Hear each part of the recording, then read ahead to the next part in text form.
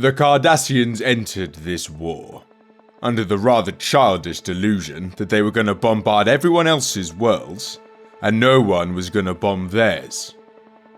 At Earth, Beta Z, Benzar, and half 100 other places, they put that naive theory into effect. They sowed the wind, and now they are going to reap the whirlwind. Dopa, Trekla, Seltris, those are only just the beginning. Let the Dominion take good note of the night sky. There, they will see a star as yet no bigger than a grain of sand. But behind that star lies the whole massive power of the Romulan Imperial Navy. When the storm bursts over Cardassia, they will look back to the days of Dopa and Trekla and Seltris, as a man caught in the blast of a hurricane will look back to the gentle zephyrs of last summer. There are many people who say planetary bombardment can never win a war. My answer to that is that it has never been tried yet, and we shall see. Cardassia, clinging more and more desperately to her widespread conquests, and even seeking foolishly for more, will make a most interesting initial experiment.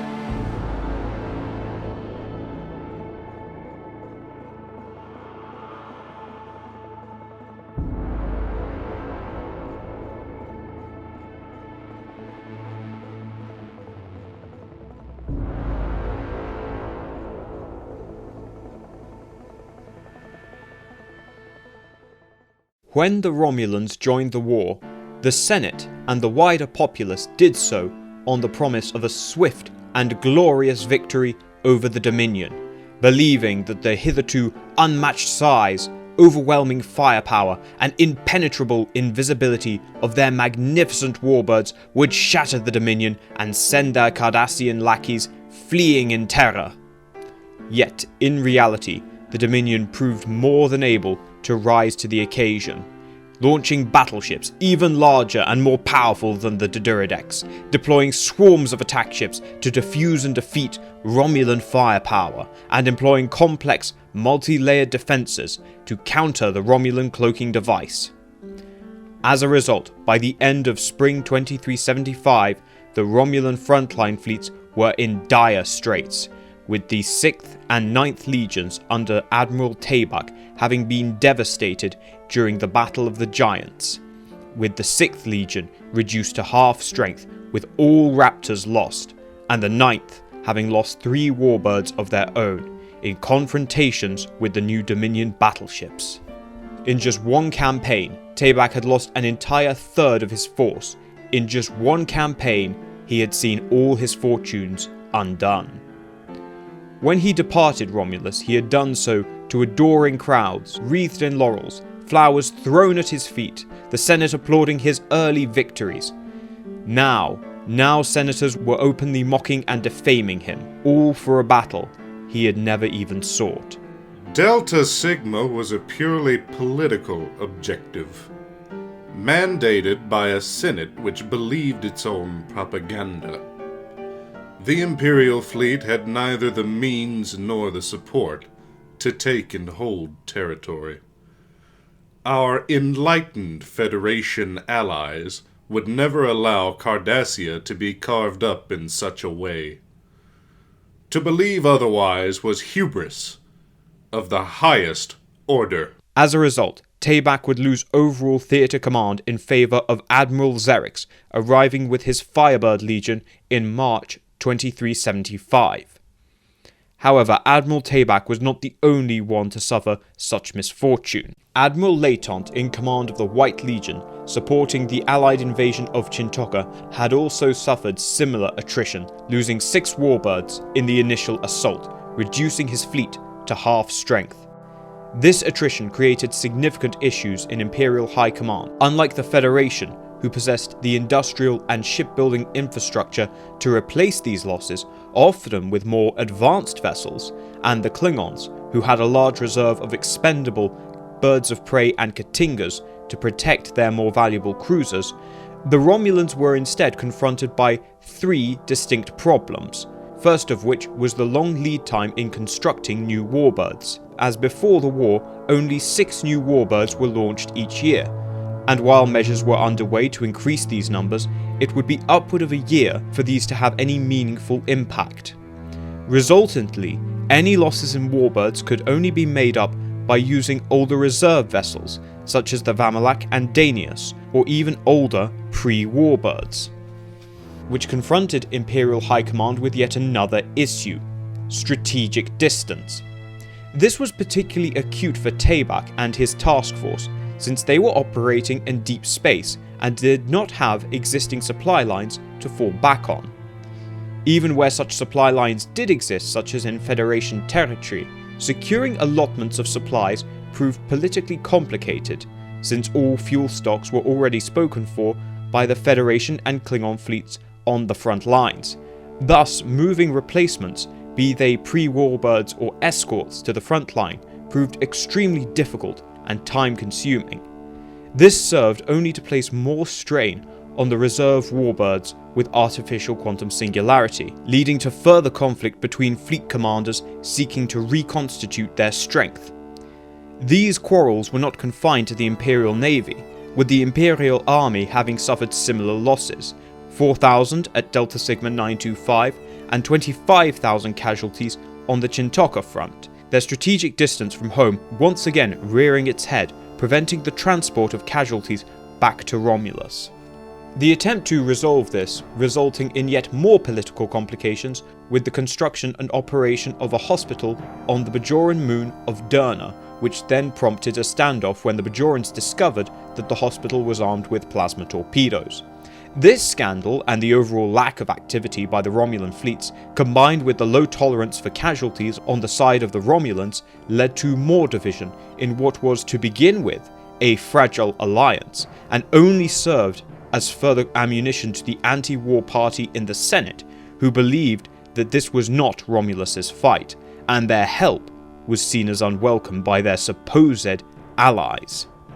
In summary, the Romulans faced 3 intersecting obstacles to continuing the war: strategic distance, which further hampered their ability to absorb casualties, that is, suffer attrition without losing fighting power, which was only further compounded by the lack of political will, spurred in large part by that very strategic distance. With the Dominion driven back from Romulan borders, many pro-war senators now began to reconsider their position. It was only thanks to the continued victories of Tomalok and the Black Legion that the Romulans continued in the war at all, leading an inexorable phalanx of Federation and Klingon fleets against the overstretched Dominion holdings in the Kalandra sector.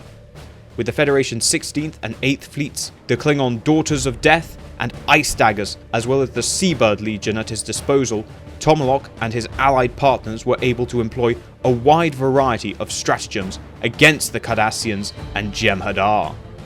With the lessons learned from the Black Legion, many other fleet commanders were keen to implement these strategies for themselves, in order to share in the glory Tomalok had won for himself, since the traditional Romulan doctrine of strategic maneuver had been made impracticable by the Dominion's use of honeycombed depth defences, making it impossible for the Romulans to launch raids behind enemy lines as was their preference. In June, Admiral Zerix of the Praetorian Legion launched a joint attack along Admiral Talara of the Federation 1st Fleet against the Cardassian 13th Order on Iadara. The Cardassians were unable to hold off this combined attack, with many formations simply disintegrating as the Praetorian Warbirds decloaked ahead of them, driving the Cardassians back to Kuela. The next month, Admiral Mendek of the 4th Legion joined the Federation's 2nd, 13th, 14th and 17th fleets under Admiral Nechayev, Mendek dividing his force into Cortaris, each serving as a heavy support to their respective Federation fleet. With this overmatch in firepower, Nechayev's force was able to slowly drive forward into Cardassian territory, eventually breaking the entire 9th Order at Velos and reaching the Solossos-Kashat line by the 15th of October 2375. While these successes were overall vital to to the Allied war effort and helped keep the Romulans in the fight. To some commanders and the wider Romulan populace, they were small satisfaction. While one cannot dismiss the effectiveness of such operations, our glorious Imperial Navy is designed for more than to serve as someone else's bludgeon. A fact I feared some of my contemporaries had forgot. The victories they won did not belong to them, and by extension, did not belong to Romulus. While their comrades covered themselves in glory, Zerix and Tabak were engaged in political maneuvering, working to secure fresh ships and supplies for their long-neglected fleets, with two main goals in mind: the reserve Vamalaks, which were the only ships capable of fighting in the way Zerix desired, and secondly, to see the newly built Nerexans sent to the front lines. Beginning development back in 2371, the Neo-Rexan was designed to address the shortcomings of the Raptor-class Warbirds when engaging fast-moving attack ships. The Nerexan overcame these shortcomings by placing a renewed emphasis on speed and agility, along with an armament primarily focused in engaging small maneuverable attack ships. With its sleek skeletal frame, powerful impulse wings, and rapid-fire disruptor pods, the Nerexan was hoped to eliminate the need for escorts altogether, being able to hunt down and destroy the ever-troublesome attack ship menace. Some see the Nerexan as a departure from the Devestating and other warbirds. This is a misnomer. A warbird is first and foremost a predator, employing stealth and power to overcome its prey. The Nerexan and the Devestating merely differ in their preferred prey. Their distinct forms reflect this difference. Obtaining these ships would not be easy, since all of Zerix's comrades were advancing, while he and Tabak were conspicuously stood still. Admiral Latant having already successfully secured 6 Vamalaks to reinforce his fleet at Chintoka, and many senators believed that the war would soon be over without needing to deploy the Nerexan. This, however, changed on October 5th as the Breen joined the war, breaking the Allied fleets at the Second Battle of Chintoka, wiping out the entire White Legion in one fell swoop. Soon after, the Dominion, along with their new Breen allies, attacked across the entire front, driving Nechayev and Mendek all the way back to Drelax, while Velik saw his partners in the 1st, 4th and 15th fleets wiped out in a massive flanking attack by the Breen, while Velik himself could only disappear into deep space and patiently bide his time for a chance to avenge his allies. In many ways, the Breen advance worked in Zerix's favour, swiftly undoing the successes of his comrades and demonstrating the dangers of committing their forces to large linear battles. They also did Tabak the courtesy of launching a raid on Delta Sigma 925. Knowing better than to try and stop them, Tabak evacuated his forces and disappeared into deep space, allowing the Dominion to destroy that accursed base, finally dashing the Senate's foolish dreams of annexing territory in Cardassia. This played into Zerix's hand, with the Breen energy damper precluding the possibility of a fleet engagement. There was now only one thing for the Imperial Navy to do, that very thing it had been designed to do. The doctrine of strategic strike had not been openly discussed in military circles for over 5 decades, yet it remains an implicit possibility in the modern doctrine of strategic maneuver. Should one ever find themselves outmatched by the enemy fleet, one has the option of declining direct confrontation to instead strike that which the enemy holds most dear. With the Jem'hadar fleets now surging forward to support the Breen advance, the core of Cardassian territory, which had hitherto been protected by a honeycomb of Dominion fleets, now lay wide open for the Romulans to do as they pleased. Already, by October 5th, Zerix had submitted a proposal to Imperial High Command, codenamed Operation Procellus Infernus, Firestorm. Though this plan was not uncontroversial, some senators had reservations, given the magnitude of Zerix's proposal. The Senate is not what it once was. The once unquestionable ancient precepts of unlimited expansion, the superiority of Romulan blood, have over the centuries been eroded by cowardly, self-interested politicians. Patriotism has given way to pragmatism. Now they believe we must avoid the Mongol Federation and spare the treacherous Klingon Burman the rightful fate. While a few senators were concerned with what the Federation would do, most were concerned with how their own people would respond. After all, Cardassia had long been regarded as a brother nation to Romulus, sharing a similar culture and values to their Romulan counterparts. Nonetheless, the plan received swift approval from the continuing committee. War is an articulation of violence, the most primal of forces. Creation requires destruction. Life feeds upon death. To say otherwise would be to deny reality. For too long, the Imperial Navy has fought bloodless cold wars, forgetting the glorious purpose with which their forefathers retook to the stars to purify them with fire. With the approval of the continuing committee, the first Cortari of Nurexans, along with 12 Vamalaks, were dispatched to reinforce Zerix. The Nurexans so quickly launched that they did not receive their green coating. Instead, their hulls remained a bare bronze. Originally, they had been intended for the Praetorian Legion, but when Admiral Zerix discovered that these cutting-edge new Warbirds did not have the Imperial livery, he refused to take delivery of them, and so Zerix would take direct control of the Nurexans, detaching his own Raptor Cortari to support the 6th Legion. With these reinforcements arriving on the 13th of November, Zerix wasted no time in implementing his plan, transmitting a coded message to all legions on November 23rd. Climb Mount Kedron. Upon receipt of this signal, Admirals Tabak, Velek, Mendek and Zerix all ordered their legions to cloak and proceed to their targets, deep in the interior of Cardassia.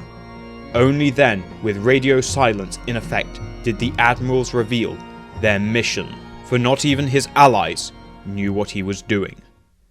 A cold blizzard sweeps a lowly outpost on Ogas 3.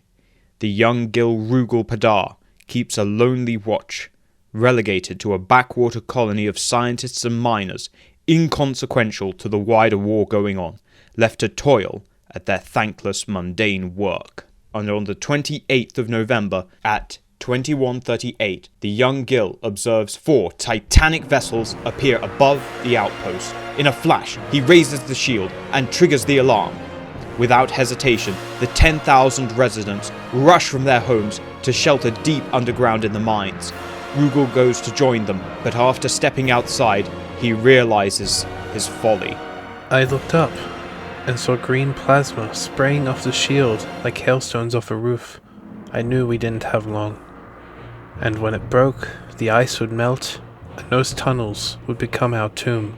Rugal and several of his comrades try to lead panicking civilians away from the false security of the caves and up into the mountains, until, at 2:25, the shield collapses, sealing the fate of all who had taken shelter underground. We managed to save 55, but it should have been more. I remember there was this young girl, she looked to be about 6, standing around cold and confused in the blizzard.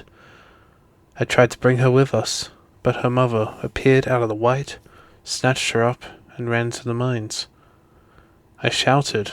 I tried to persuade her to follow us, but she couldn't or wouldn't hear us. I think about that a lot. At 02:30, Rugal and the remaining survivors watch from a mountain trail as the glacier implodes, crushing and drowning over 9,000 people who thought they would be saved from the inferno. Yet, despite appearances to the contrary, the colony was not entirely undefended. Upon receiving the distress call, a combat patrol of the 7th Order swiftly arrived at 02:11. While she believed the raiders to be no more than a single Kotari, Jagol Pressar remained cautious, ordering a skirmish line and destroyer line to close with the Warbirds, while she kept her gallows back, protected by another skirmish line in case Raptors attacked. Thus, when a pair of Warbirds decloaked on her flank, Pressar was not surprised. Only when they became visible did she realise that these were a kind of Warbird no one had seen before. Acting quickly, Pressar turned to face the incoming threat and opened fire at long range, only to be shocked as the Warbirds evaded her fire, disappearing as quickly as they had appeared. At the same time, another pair of these strange new Warbirds decloaked, descending on the light formation. Frantically, she tried to swing back around to engage, but by the time she did, only half remained, and just as she opened fire, they once again disappeared, with the first pair now decloaking practically on top of her, unleashing a hail of disruptor fire upon Pressar, who quickly realised there was nothing she could do, jumping to warp with what few ships she had left. She would return 2 days later with a much larger force to find only 400 survivors on the entire planet, and the Romulans were nowhere to be seen, for this was only the beginning. On November 30th, the 7th Order once again found itself responding to planetary raids, with the systems of Lemedia Prime and Trekla coming under simultaneous attack by Velik's Praetorian Legion. While neither system was densely inhabited, this did not stop Velik from destroying all that he could find, attacking the agricultural collectives on Lemedia Prime, putting their crop fields to the torch. All around us, the horizon in every direction we looked was green fire. I remember my parents covering our faces in damp clothes, trying to lead us to the river. It was like we are in the oven. When we finally reached the river, and I saw my parents, their faces burned beyond all recognition. While devastating, the attack on Lemedia Prime only claimed about 2,500 casualties, most of whom were families who had hidden in their basements and thus suffocated as the blaze had consumed all oxygen in the area. Trekla, being the location of a key Dominion starbase, was a far more deliberate target, Velik firing plasma torpedoes at the planet-side installations, knocking down whole mountain ranges on top of the bases, while his Raptors attacked the orbital way stations. While not heavily fortified, their shields held up long enough for a combat patrol to arrive, at which point the Romulans disappeared, having failed to do any significant damage. However, this did leave the 7th Order overstretched across 2 entire sectors, such that, when on the 2nd of December, stellar harvesting arrays in the Dopa system came under attack, there were no ships in range to respond, leaving the 2,000 workers on the arrays to be murdered, and a further 8,000 civilians on Dopa 4 and 5 to burn in a 6-hour bombardment, in which the Romulans glassed 2 entire continents. By this point, it seemed clear to Dominion High Command that the Romulans were engaged in shallow raiding and were only interested in attacking targets of opportunity, and so Legate Jared was able to secure an additional division from Jem'hadar Fleet Groups Alpha 6 and 10, yet Jared underestimated the boldness of his foe, as on the 7th of December, the Romulans launched simultaneous strikes on Arias, Adarak Prime and Celtris, devastating the sparse settlements scattered across these strategically insignificant worlds, bringing the war to the few Cardassians hitherto left untouched by it. You know what got to me the most? It wasn't losing our home. We didn't have that much to begin with. It wasn't losing our crops. A bad season will do that. It wasn't even seeing our neighbors die. That's just life out here. It was just the sheer randomness of it all. We'd hardly had any part in the war. I mean, if my son hadn't been sending a letter home, I probably wouldn't even known there was one going on. It took me years to realize there was no reason. They simply did it because they could. Only the raid by the Praetorian Legion on Celtris could be contested, with a 40-ship patrol from Jem'hadar Fleet Group Alpha 6 driving off Velik. While he could have defeated the Jem'hadar, he had been ordered to preserve his force, as these were mere theatrics.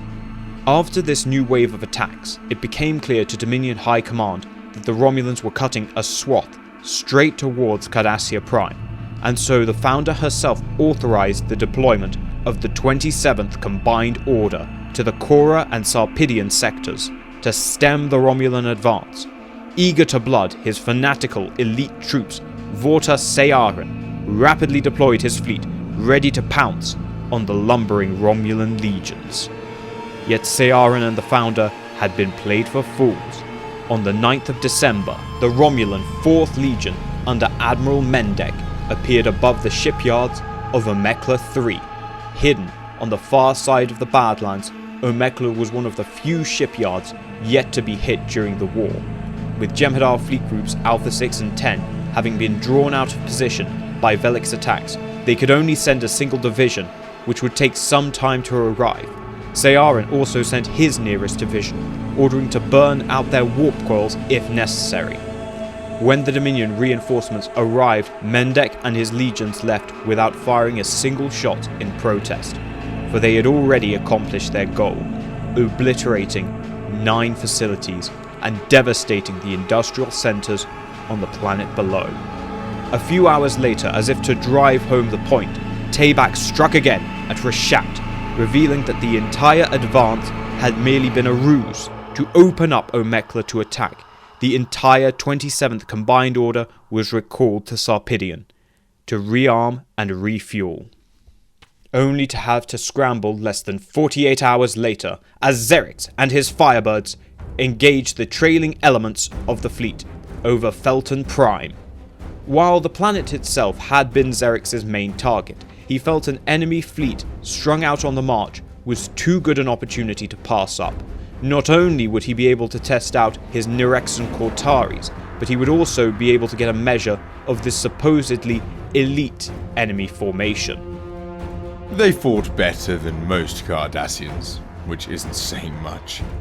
They were bold, aggressive, swiftly striking and retreating. As they were armed with Dominion weapons and sensors, we could not rely on the cloaking device to defend us. The new Warbirds proved valuable in this regard, fearing only the Jem'hadar battle cruisers, though they were still too slow to catch them. Yet, as more and more of Seyarin's divisions arrived to reinforce their beleaguered comrades, Zerix decides to quit while he is still ahead, cloaking while the Dominion are still regrouping and commencing the long return journey from Cardassian space. Seyarin, for his part, did what he could to track down the Romulans before they could escape. On the 18th, he almost caught the Romulans at Prashaka as Zerix, in his hubris, authorized another strike, only to find Seyarin's sword at his back. For a few hours, the Dominion had a chance of pincering Zerix between Seyarin and Jared. However, at the same time, Tabak landed another strike on Rakal, leaving the Cardassians a final gift of 4 shattered moons, the debris of which devastated the planet below. This attack drew Jared out of position and allowed Zerix to escape, travelling beyond Seyarin's reach. So that finally, on the 20th, with the 7th Order completely scattered and exhausted, Zerix was able to launch a second strike on Trekla, this time with only Jem'hadar patrols to protect it and his Nirexans at his side. Zerix was able to finish what Velik had started. The Nirexans easily took care of the Jem'hadar patrols. Using their superior speed, they were able to engage the battle groups before they had a chance to converge. Not only were the facilities still damaged from the previous attack, but they were now attended by valuable specialist auxiliary and repair vessels, making for an altogether more valuable target. While normally the Leviathan Duridex would struggle to catch any vessel, they could easily run down the Cardassian repair ships. After destroying the repair ships, Zerix's Warbirds turned their attention to the planetary defences, obliterating not only the facilities themselves, but also the engineers sent to repair them. Contenting himself with all that he had done, he ordered the Legion to cloak and resume course for neutral space. And on the 30th of December 2375, Admiral Zerix would send a report to Romulus and his Federation allies, announcing the success of Operation Firestorm. News of this operation, which had hitherto been carried out in complete secrecy was met with heavy criticism, with calls for the Federation Council to publicly condemn what many described as a genocidal campaign of terror bombing. This was largely a consequence of the secrecy under which the operation had been conducted, as it allowed the Dominion to create a narrative even while the operation was ongoing. This was worsened by the fact that the Romulans had kept no count of individual casualties, and so they were unable to counter Dominion claims of over 4 billion civilian casualties. Post-war investigations by the Cardassians would prove the Dominion claims to be false by a factor of 100, with the true number closer to 422,000. What Zerix was able to counter was the Dominion claims that he had attacked civilian colonies, uninvolved with the war effort. His report provided evidence and explanation for all the systems that he had hit, and why they were all legitimate targets. The Ogas mining colony provided the rare optolithic crystals using Cardassian data rods. On the Media Prime, the Dominion had cultivated a trinucleic fungi used to manufacture Ketracel White. The solar arrays in the Dopa system were used to collect and refine rare elements required for Dominion warp cores. Orius had been long known as a training center for the Obsidian Order. Celtris held key communication relays and data centers, while Adarak Prime was a major weapons depot.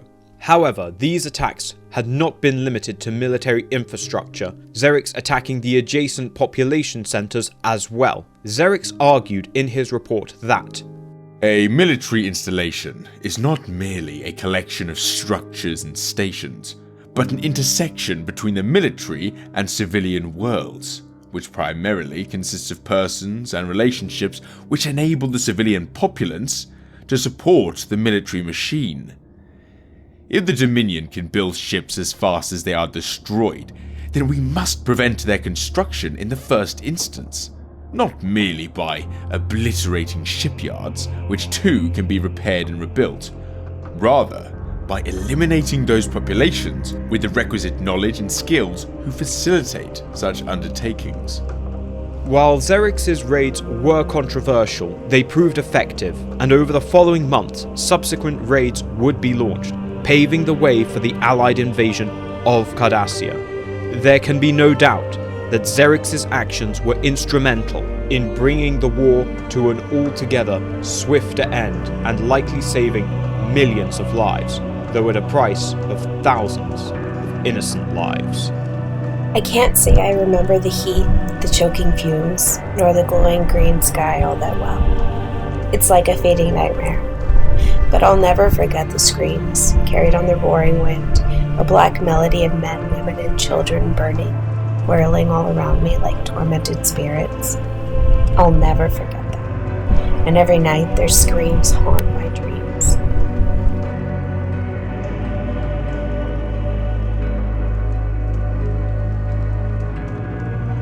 Soon dawn shall break, the sun shall rise.